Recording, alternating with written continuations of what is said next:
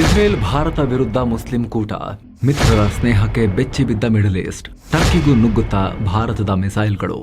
ನಮಸ್ಕಾರ ಸ್ನೇಹಿತರೆ, ಭಾರತ ಹಾಗೂ ಇಸ್ರೇಲ್ 21ನೇ ಶತಮಾನದಲ್ಲಿ ಅತ್ಯುತ್ತಮ ಮಿತ್ರರಾಗಿ ಹೊರಹೊಮ್ಮುತ್ತಿರೋ ರಾಷ್ಟ್ರಗಳು. ಈಗ ಇದೇ ಸ್ನೇಹ ಮಿಡಲ್ ಈಸ್ಟ್ ನಲ್ಲಿ ದೊಡ್ಡ ಬದಲಾವಣೆಗೆ ಕಾರಣ ಆಗ್ತಾ ಇದೆ. ಆಲ್ರೆಡಿ ಸೌದಿ ಅರೇಬಿಯಾ ಮತ್ತು ಪಾಕಿಸ್ತಾನ ಇಬ್ಬರು ಸೇರಿ ಇಸ್ಲಾಮಿಕ್ ನ್ಯಾಟೋ ತರದ ಕೂಟವನ್ನ ಕಟ್ಟಿದ್ದಾರೆ. ಒಬ್ಬರ ಮೇಲೆ ದಾಳಿ ಆದ್ರೆ ಇನ್ನೊಬ್ರು ಬರ್ತೀವಿ ಅಂತ ಒಪ್ಪಂದ ಕೂಡ ಮಾಡ್ಕೊಂಡಿದ್ದಾರೆ. ಈಗ ಈ ಕೂಟಕ್ಕೆ ಜಗತ್ತಿನ ಮತ್ತೊಬ್ಬ ಅಪಾಯಕಾರಿ ಆಟಗಾರನ ಎಂಟ್ರಿ ಆಗ್ತಿದೆ. ಜಗತ್ತಿನ ಎಮರ್ಜಿಂಗ್ ಪವರ್ ಅಂತ ಕರೆಸ್ಕೊಳ್ತಾ ಇರೋ ಟರ್ಕಿ ಕೂಡ ಕೂಟವನ್ನ ಸೇರ್ಕೊಳ್ಳೋಕೆ ರೆಡಿ ಆಗ್ತಾ ಇದೆ.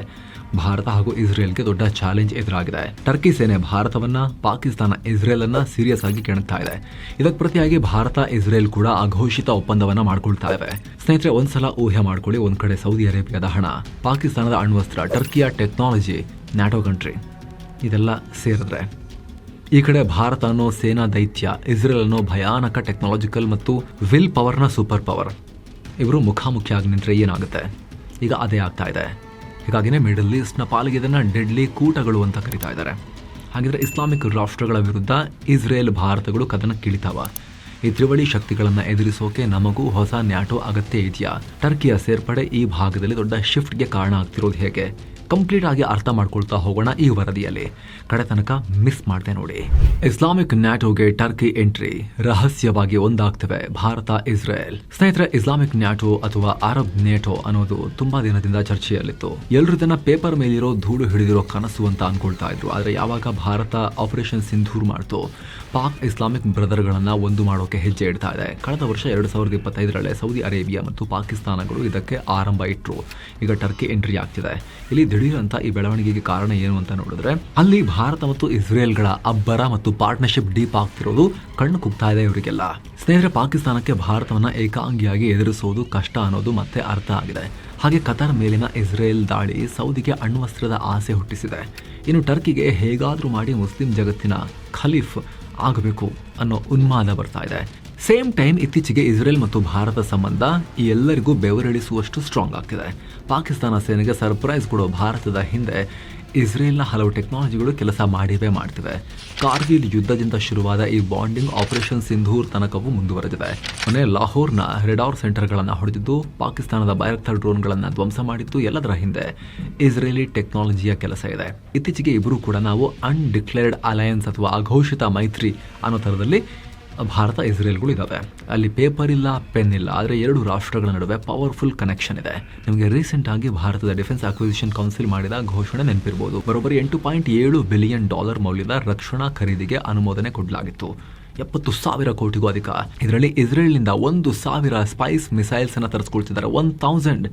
ಈ ಸ್ಪೈಸ್ ಬಾಲಕೋಟ್ ಏರ್ ಸ್ಟ್ರೈಕ್ ನಲ್ಲಿ ದೊಡ್ಡ ಮಟ್ಟದಲ್ಲಿ ಡ್ಯಾಮೇಜ್ ಮಾಡಿದ ಆಯುಧ. ಗ್ರೀಸ್, ಭಾರತ, ಇಸ್ರೇಲ್ ಬಿಟ್ಟರೆ ಇನ್ಯಾರ ಬಳಿನೂ ಈ ಆಯುಧ ಇಲ್ಲ. ಜೊತೆಗೆ ಭಾರತ ಮತ್ತು ಇಸ್ರೇಲ್ ಈಗ ಜಂಟಿ ಅಭಿವೃದ್ಧಿಗೆ ಕೈ ಹಾಕ್ತಿವೆ. ಬ್ಯಾರಾಕ್ 8 ಹೆಸರಿನ ಏರ್ ಡಿಫೆನ್ಸ್ ಮಿಸೈಲ್ಗಳನ್ನು ಇಸ್ರೇಲ್ ಮತ್ತು ಭಾರತದ DRDO ಸೇರಿ ಡೆವಲಪ್ ಮಾಡಿವೆ. ಹಾಗೆ ಡ್ರೋನ್ ವಿಚಾರದಲ್ಲೂ ಇಬ್ಬರ ಸಂಬಂಧ ಗಟ್ಟಿಯಾಗ್ತಿದೆ. ನಮ್ಮ ಸೇನೆಯಲ್ಲಿ ಈಗ ಆಲ್ರೆಡಿ ಇಸ್ರೇಲ್ನ ಹೆರಾನ್, ಹೆರೋಪ್ ಮತ್ತು ಸರ್ಚರ್ ಡ್ರೋನ್ಗಳಿವೆ. ಪ್ರಾಜೆಕ್ಟ್ ಚೀತಾ ಅಡಿಯಲ್ಲಿ ಇಸ್ರೇಲ್ ನಮಗೆ ಟೆಕ್ನಾಲಜಿ ಕೊಡ್ತಾ ಇದೆ. ಅದನ್ನು ಬಳಸಿ ನಾವು ಈ ಡ್ರೋನ್ಗಳನ್ನು ಅಪ್ಗ್ರೇಡ್ ಮಾಡ್ತಾ ಇದ್ದೀವಿ, ಅವುಗಳಿಗೆ ಮಿಸೈಲ್ ಜೋಡಿಸ್ತಾ ಇದ್ದೀವಿ. ಇತ್ತೀಚೆಗೆ ಭಾರತ ಇಸ್ರೇಲ್ ಸಂಬಂಧ ಎಷ್ಟು ಗಟ್ಟಿಯಾಗಿದೆ ಅಂದರೆ, 2020ರಿಂದ 2024 ನಡುವೆ ಇಸ್ರೇಲ್ನ ಒಟ್ಟು ರಕ್ಷಣಾ ರಫ್ತಲ್ಲಿ ಭಾರತದ ಪಾಲು 34% ಇದೆ. ಅಂದರೆ ನಾವೇ ಅವರ ನಂಬರ್ 1 ಕಸ್ಟಮರ್. ಅಲ್ಲದೆ ಇಸ್ರೇಲ್ನ ಮಿಲಿಟರಿ ಡಾಕ್ಟ್ರಿನನ್ನು ಭಾರತ ಕೂಡ ಅಳವಡಿಸ್ಕೊಳ್ತಾ ಇದೆ. ಆಪರೇಷನ್ ಮೆನಿ ವೇಸ್ ಅನ್ನೋ ಕಾನ್ಸೆಪ್ಟ್ ಅಡಿಯಲ್ಲಿ ಒಂದೇ ಸಮಯದಲ್ಲಿ ವೈರಿಯ ರೆಡಾರ್ ಜಾಮ್ ಮಾಡೋದು, ಸೈಬರ್ ಅಟ್ಯಾಕ್ ಮಾಡೋದು ಮತ್ತು ಮಿಸೈಲ್ ಸೈಟ್ಗಳನ್ನು ಹೊಡೆಯೋದು, ಹೀಗೆ ಮಲ್ಟಿ ಡೈಮೆನ್ಷನಲ್ ವಾರ್ಫೇರ್ ವಿದ್ಯೆಯನ್ನು ನಾವು ಇಸ್ರೇಲ್ನಿಂದ ಕಲ್ತಿದ್ದೀವಿ. ಇನ್ನು ನಾವು ಏನು ಸಹಾಯ ಮಾಡ್ತಾ ಇಲ್ವಾ? ಅಧಿಕೃತವಾಗಿ ಮಾಡ್ತಾ ಇಲ್ಲ, ಆದರೆ ಕೆಲ ರಿಪೋರ್ಟ್ಸ್ ಪ್ರಕಾರ ಇಸ್ರೇಲ್ಗೆ ಭಾರತ ಆಯುಧ ಕೊಡ್ತಾ ಇದೆ, ಶೆಲ್ಗಳನ್ನು ಒದಗಿಸ್ತಾ ಇದೆ, ಮಿಸೈಲ್ಗೆ ಬೇಕಾದ ಬಿಡಿ ಭಾಗಗಳನ್ನು ಸಪ್ಲೈ ಮಾಡ್ತಾ ಇದೆ. ಇದು ಯುದ್ಧಗಳಲ್ಲಿ ತುಂಬಾ ಇಂಪಾರ್ಟೆಂಟ್. ಸೊ ಈ ಮೈತ್ರಿ ಪಾಕಿಸ್ತಾನ ಹಾಗೂ ಟರ್ಕಿ ಪಾಲಿಗೆ ಮೆಣಸಿನಕಾಯಿ ಇಟ್ಟ ಹಾಗೆ ಕಣ್ಣಿಗೆ. ಸ್ನೇಹಿತರೆ, ಇಲ್ಲಿ ಇಸ್ರೇಲ್ ಮಿಡಲ್ ಈಸ್ಟ್ನ ಅತಿ ದೊಡ್ಡ ಪ್ರಶ್ನಾತೀತ ನಾಯಕ. ಯಾವುದರಲ್ಲಿ? ಟೆಕ್ನಾಲಜಿ, ಸೇನೆ, ಹಣ, ಪ್ರಭಾವ ಎಲ್ಲದರಲ್ಲೂ ನಂಬರ್ 1 ಇದ್ದಾರೆ. ಇನ್ನು ಭಾರತ ಚೈನಾ ಅಮೆರಿಕ ಲೆವೆಲ್ಗೆ ಜಾಗತಿಕ ಶಕ್ತಿಯಾಗಿ ಇನ್ನೂ ಬೆಳೆದೇ ಹೋದರೂ ಕೂಡ ನಿಧಾನಕ್ಕೆ ನಾವು ಗ್ರೋತ್ ಪಾತ್ನಲ್ಲಿದ್ದೀವಿ. ಪ್ರಾದೇಶಿಕ ಶಕ್ತಿಯಾಗಿ ಅಂತೂ ನಾವು ರೂಪುಗೊಂಡಿದ್ದೇವೆ. ನ್ಯೂಕ್ಲಿಯರ್ ಪವರ್ ಕೂಡ ಹೌದು. ಬಿಗ್ ಸ್ಕೇಲ್ನಲ್ಲಿ ಮ್ಯಾನುಫ್ಯಾಕ್ಚರ್ ಮಾಡೋ ಎಬಿಲಿಟಿ ಕೂಡ ನಮಗಿದೆ. ಯಾವುದನ್ನೇ ಆದರೂ ಕೂಡ ಯಾರೋ ಟೆಕ್ನಾಲಜಿ ಕೊಟ್ಟರೆ ಸದ್ಯಕ್ಕೆ. ಸೊ ಇದೇ ಕಾರಣಕ್ಕೆ ಇದನ್ನು ನೋಡಿ ಹೆದರ್ಕೊಂಡೇ ಈಗ ಟರ್ಕಿ, ಪಾಕಿಸ್ತಾನ, ಸೌದಿ ಲಿಬಿಯಾ ಇವರೆಲ್ಲ ಒಟ್ಟಿಗೆ ಸೇರ್ತಾ ಇರೋದು. ಟರ್ಕಿಯಿಂದ ದಿಕ್ಕು ಬದಲು. ಇಷ್ಟ ದಿನ ಈ ಸೌದಿ ದುಡ್ಡು ಮತ್ತು ಪಾಕಿ ಸೈನಿಕರ ಬಲ ಮಾತ್ರ ಇರ್ತಾ ಇತ್ತು. ಮಾಡರ್ನ್ ವಾರ್ಫೇರ್ಗೆ ಬೇಕಾದ ಟೆಕ್ನಾಲಜಿ ಇರಲಿಲ್ಲ, ಬೇರೆಯವ್ರ ಮೇಲೆ ಡಿಪೆಂಡ್ ಆಗಬೇಕಾಗಿತ್ತು. ಈ ಕೂಟದಲ್ಲಿ ಇವ್ರದೇ ಸ್ವಂತ ಅಂತ ಇರಲಿಲ್ಲ. ಈಗ ಟರ್ಕಿ ಸೇರ್ಕೊಳ್ಳೋದ್ರಿಂದ ಇದಕ್ಕೆ ಟೆಕ್ನಾಲಜಿ ಮತ್ತು ಬ್ರೈನ್ ಎರಡೂ ಸಿಕ್ಕಂತಾಗಿದೆ. Turkey entry dangerous. 3 ಕಾರಣ ಇದೆ. ಮೊದಲನೇದಾಗಿ ನ್ಯಾಟೋದ ಮೆಂಬರ್. ನ್ಯಾಟೋ ಸಾಕಷ್ಟು ಯುದ್ಧಗಳಲ್ಲಿ ಇಲ್ಲಿ ಟರ್ಕಿಯದು ಕೂಡ ದೊಡ್ಡ ಪಾತ್ರ ಇದೆ. ಅಮೆರಿಕ ಬಿಟ್ಟರೆ ಅತಿ ದೊಡ್ಡ ಸೇನೆ ಇರೋದು ಟರ್ಕಿದು. ಒಂದು ಮಲ್ಟಿನ್ಯಾಷನಲ್ ಆರ್ಮಿಯನ್ನು ಹೇಗೆ ಲೀಡ್ ಮಾಡಬೇಕು, ಬೇರೆ ಬೇರೆ ರಾಷ್ಟ್ರಗಳ ಸೈನಿಕರನ್ನು ಅಸೆಂಬಲ್ ಮಾಡಿ ಒಗ್ಗೂಡಿಸೋದು ಹೇಗೆ ಅನ್ನೋ ಎಕ್ಸ್ಪೀರಿಯನ್ಸ್ ಟರ್ಕಿಗಿದೆ. ಹಾಗೆ ಅಮೆರಿಕದೊಂದಿಗೂ ಕೂಡ ನೇಟೋ ಕೂಟಗಳಲ್ಲಿ ಟರ್ಕಿ ಸಾಕಷ್ಟು ಟ್ರೈನಿಂಗ್ ಪಡೆದಿದೆ. ಅಡ್ವಾನ್ಸ್ ಟ್ರೈನಿಂಗ್, ಆ ನ್ಯಾಟೋ ಸ್ಟ್ಯಾಂಡರ್ಡ್ ಟ್ರೈನಿಂಗ್ ಈಗ ಪಾಕಿಸ್ತಾನ ಮತ್ತು ಸೌದಿಯ ಸೈನಿಕರಿಗೂ ಸಿಗುತ್ತೆ. ಎರಡನೇದು ಡ್ರೋನ್ ಪವರ್. ಟರ್ಕಿಯ ಬ್ಯಾರಕ್ತರ್ TB2 ಡ್ರೋನ್ಗಳು ಜಗತ್ತಿನಲ್ಲಿ ಡೆಡ್ಲಿ. ಅಫ್ಕೋರ್ಸ್ ಭಾರತ ಅದನ್ನು ಮಣ್ಣು ಮಾಡಿದೆ, ಆದರೆ ಅಪಾಯಕಾರಿ ಡ್ರೋನ್ಗಳ ಪಟ್ಟಿಯಲ್ಲಿ ಇವಿದಾವೆ. ಇದಲ್ಲದೆ ಇನ್ನು ಕಿಜಿಲ್ಎಲ್ಮಾನಂತಹ ಹಲವು ಅಡ್ವಾನ್ಸ್ ಡ್ರೋನ್ಗಳು ಟರ್ಕಿ ಬತ್ತಳಿಕೆಯಲ್ಲಿದ್ದಾವೆ. ಇತ್ತೀಚೆಗೆ ಡ್ರೋನ್ ಘಟಕವನ್ನು ಕೂಡ ಟರ್ಕಿ ಪಾಕಿಸ್ತಾನದಲ್ಲೇ ನಿರ್ಮಾಣ ಮಾಡ್ತಿದೆ. ಸೊ ಒಂದು ಯುದ್ಧದಲ್ಲಿ ಡ್ರೋನ್ ಎಷ್ಟು ಪ್ರಮುಖ ಅನ್ನೋದು ಆಪರೇಷನ್ ಸಿಂಧೂರ್ನಲ್ಲಿ ನಮಗೆ ಆಲ್ರೆಡಿ ಗೊತ್ತಾಗಿದೆ. ಪಾಕಿಸ್ತಾನದ ಉಗ್ರರು ಅಥವಾ ಸೇನೆ ಈ ಡ್ರೋನ್ಗಳನ್ನು ಭಾರತದ ಗಡಿಯಲ್ಲಿ ಬಳಸೋಕೆ ಶುರು ಮಾಡಿದ್ರೆ ಚಾಲೆಂಜೇ ಅದು. 3ನೇದು ಎರ್ಡೋಆನ್ ಮಹತ್ವಾಕಾಂಕ್ಷೆ. ಇಸ್ರೇಲ್ ವಿರುದ್ಧ ಇಡೀ ಮುಸ್ಲಿಂ ಜಗತ್ತು ಒಂದಾಗಬೇಕು, ಜೆರುಸಲೆಂ ವಶಪಡಿಸಿಕೊಳ್ಬೇಕು, ಹಾಗೆ ಆಧುನಿಕ ಜಗತ್ತಿನ ಖಲೀಫ್ ಆಗಬೇಕು ಅಂತ ಎರ್ಡೋಆನ್ ಕನಸನ್ನ ಕಾಣ್ತಿದ್ದಾರೆ. ಅದು ನನಸಾಗೋಕೆ ಒಂದು ವೇದಿಕೆ ಸಿಕ್ಕಂತಾಗತ್ತೆ. ಇದು ಕೇವಲ ಊಹೆ ಅಲ್ಲ, ಇದಕ್ಕೆ ಸ್ಟ್ರಾಂಗ್ ಎವಿಡೆನ್ಸ್ ಕೂಡ ಸಿಗ್ತಾ ಇದಾವೆ. ಟರ್ಕಿ ಈಗ ಆಲ್ರೆಡಿ ಪಾಕಿಸ್ತಾನಕ್ಕೆ ವಾರ್ಶಿಪ್ಸ್ ಕಟ್ಕೊಡ್ತಿದೆ. ವಿಶ್ವಸಂಸ್ಥೆಯಲ್ಲಿ ಪ್ರತಿ ಬಾರಿ ಕಾಶ್ಮೀರ ವಿಚಾರ ಬಂದಾಗ ಪಾಕ್ ಪರವಾಗಿ ತುತ್ತೂರಿ ಊದ್ತಾ ಇದೆ. ಆಲ್ರೆಡಿ ಆಪರೇಷನ್ ಸಿಂಧೂರ್ ಟೈಮ್ನಲ್ಲಿ ಶಸ್ತ್ರಾಸ್ತ್ರ ಸೇರಿ ಎಲ್ಲ ಹೆಲ್ಪನ್ನು ಟರ್ಕಿ ಪಾಕಿಸ್ತಾನಕ್ಕೆ ಮಾಡಿದೆ. ಸೊ ಯುದ್ಧ ಆದರೆ ಬಿಡ್ತಾರಾ? ಟರ್ಕಿ ಸೈನಿಕವಾಗಿ, ರಾಜತಾಂತ್ರಿಕವಾಗಿ ಪಾಕ್ಗೆ ನೇರವಾಗಿ ಪರೋಕ್ಷವಾಗಿ ಸಪೋರ್ಟ್ ಮಾಡುತ್ತೆ. ಅದರ ಮಧ್ಯೆ ಈ ಒಪ್ಪಂದವೂ ಆಗಿಬಿಡ್ತು ಅಂದರೆ ಭಾರತದ ವಿರುದ್ಧ ನೇರವಾಗಿ ಯುದ್ಧ ಕಿಡಿಯೋಕೆ ಟರ್ಕಿಗೆ ಅನುಕೂಲ ಆಗುತ್ತೆ. ನಮ್ಮ ನೇರ ಎದುರಾಳಿ ಆಗ್ತಾರೆ. ಇನ್ನು ಟರ್ಕಿ ಕೂಟ ಸೇರಿದ್ರೆ ಇಸ್ರೇಲ್ಗೂ ಕೂಡ ಸರಿ ಬರೋದಿಲ್ಲ. ಇಸ್ರೇಲ್ ಟರ್ಕಿಯನ್ನ ಆಲ್ರೆಡಿ ನಂಬರ್ 2 ಎನಿಮಿಯಾಗಿ ನೋಡ್ತಾ ಇದೆ. ಇರಾನ್ ಬಗ್ಗಬಡದ ಮೇಲೆ ಅದರ ನೆಕ್ಸ್ಟ್ ಟಾರ್ಗೆಟ್ ಇರೋದೇ ಟರ್ಕಿ. ಇಸ್ರೇಲ್ನ ಪ್ರಾಬಲ್ಯಕ್ಕೆ ಟರ್ಕಿ ನೇರ ಸವಾಲನ್ನ ಎಸೆತಾ ಇದೆ. ಸೊ ಅದಕ್ಕೆ ಪಾಕಿಸ್ತಾನ, ಸೌದಿಗಳು ಸೇರ್ಕೊಂಡ್ರೆ ಇಸ್ರೇಲ್ ಸುಮ್ಮನಿರಲ್ಲ. ಇಷ್ಟು ದಿವಸ ನ್ಯಾಟೋ ಅನ್ನೋ ಭದ್ರತೆಯನ್ನು ಹಿಡ್ಕೊಂಡು ಟರ್ಕಿ ಆಟ ಆಡ್ತಿತ್ತು. ಆದರೆ ಟ್ರಂಪ್ ನ್ಯಾಟೋವನ್ನು ಮುಗಿಸೋಕೆ ಹೊರಡ್ತಾ ಇದ್ದಾರೆ. ನಮಗಿದು ಬೇಕಾಗಿಲ್ಲ ಅನ್ನೋ ಥರದಲ್ಲಿ ಬಿಹೇವ್ ಮಾಡ್ತಿದ್ದಾರೆ.